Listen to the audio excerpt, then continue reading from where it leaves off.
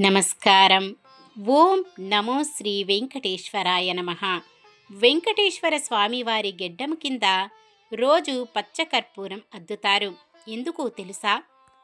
కలియుగ ప్రత్యక్ష దైవం, తిరుమల క్షేత్రం, ఎన్నో రహస్యాల నిలయం.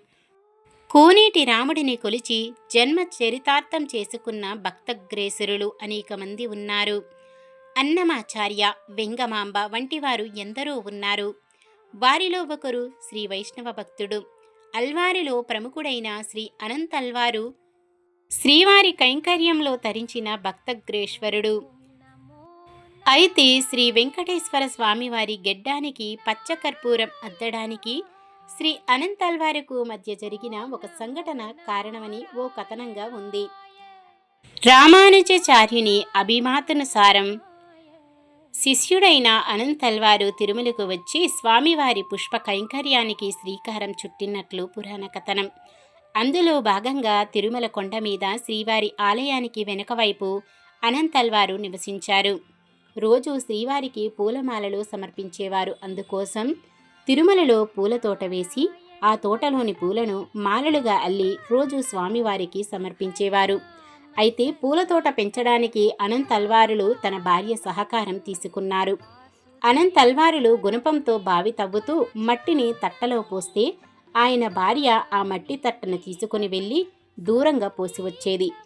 అనంతల్వారు నిండు గర్భిణి అయిన తన భార్యతో కలిసి స్వామివారి ఆలయం చెంత ఒక పూల తోటను ఏర్పాటు చేస్తుండగా బాలుని రూపంలో సాక్షాత్తు వెంకటేశ్వర స్వామి ప్రత్యక్షమయ్యారు.